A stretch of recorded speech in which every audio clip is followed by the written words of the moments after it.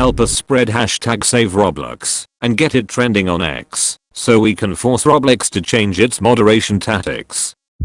Recently, the popular Roblox game Vanguard with over 2 billion visits has been the next game to be hit with scandal, as a lawsuit was filed against two of the game's owners by a former programmer and a former owner, who combined are seeking over $15 million in damages and copyrighted claims, making this one of the largest lawsuits we have seen in the history of the Roblox community. According to the lawsuit, he claims he was pressured into giving up his percentage stake in the game before being booted out, but it gets worse, as he also claims that the team continued to use his work after removing him. To make matters even more worse, this is not the only serious allegation against Vanguard, as other people came forwards claiming they were scammed by higher-ups connected to the game, as well as very serious allegations against one of the owners, including allegations of being a child predator, which he has denied, and plans to sue over defamation.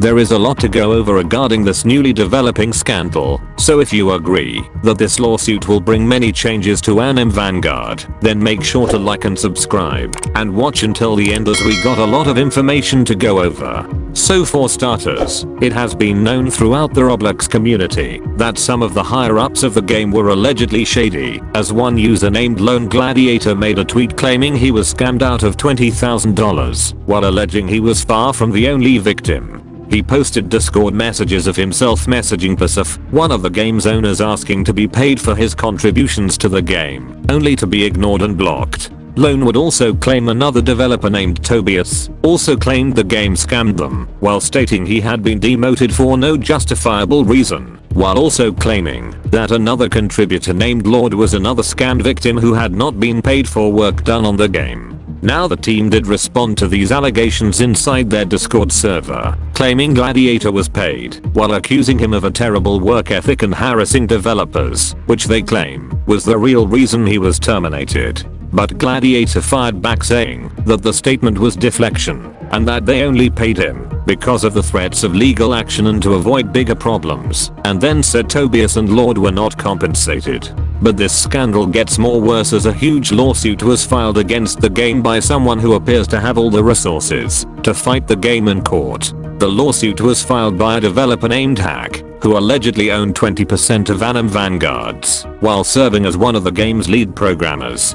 Hack also signed his rights over to a Roblox development studio named Boss Studio, meaning no damages will benefit Boss Studio through their back-end agreement. Now the two defendants in the lawsuits are the co-owners Popov and Acuna. According to Dubig's general counsel, the filing claims that Hack was hired back in 2024 to provide programming services for the game was paid via ROBUX. Eventually Hack made a proposal that would make him a 20% owner in Vanguard's, in essentially making him a manager of the game itself, which Hack credited his leadership and work as a reason behind the game's recovery from a decline to its position as one of Roblox's top games. However, according to the lawsuit, things started falling apart in late 2025. Popov, one of the percentage owners, threatened to quit the project unless Hack reduced his ownership, and to make this part worse, Popov used self-harm and emotional manipulation to pressure Hack to agree to the terms, which eventually worked. And then in January of literally this year, Hack's ownership was removed, and the developer was fired behind his back with no notice and no consideration. Now Hack and his lawyer make the point that the reduced percentage is null and void under stress and under the threat of Popov self-harming, making it feel as if he had no other choice. They also made the point that this was not a fair decision, as Hack received nothing in value, then stated that this was a breach of contract, as this was established that he would be entitled to the 20% for his large contributions to the game, which they clearly did not respect. Hack also said he owned the US registered copyrights regarding the game's source code and assets he created for the game, which the co-owners apparently still use, even though Hack was fired. In total, Hack is seeking $7 million in damages for business-related matters and over $8 million in copyright violations, and is now seeking 20% of the game's revenue. And if you thought this scandal could not get any more worse, it ends up getting more worse, as a document began surfacing accusing CF, one of the co-owners of Vanguard, of being a child predator. The document claims that the developer was around either 18 or 19 years of age, and spins the accusation that CF express weird behavior in a Discord server to numerous users he did not verify the age of, and using the excuse that he was a minor recently, meaning that he had just turned 18 at the time.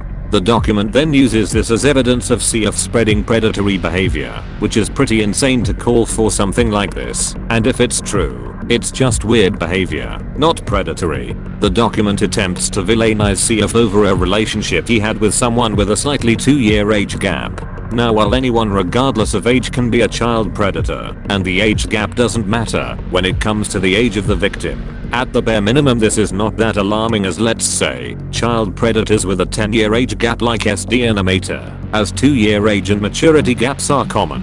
But this document paints it in a way that makes this almost 3 years. The document also shows photos of Bisifkid of NSFW toys. However, without full context, there's not much that can be proven. And according to Guamgo, this document looks poorly written regardless, with a lot of the claims being seemingly out of context, such as painting him as a groomer. The document also goes into evidence of Bisif making a myriad of NSFW-like comments, such as him admitting to liking underage people, and making statements that minors were banned from sending NSFW pics in the server because they were unable to take SFW photos, which is alarming, because the server Bisif was in allows people as young as 13, but also contains 18 plus adults. Which is concerning, because this could put the younger people at risk of being exploited by bad actors. Now when this document was originally shared, the person who spread it was sent a warning on Discord, the person believing that this could be Bisif, and as it turns out, CF released an extremely large response document, with the warning of legal action from what he calls quote false allegations and slanders. He denies ever targeting minors, or doing predatory actions. He clarified that he was not the owner, but an admin of the Discord server for a brief period of time.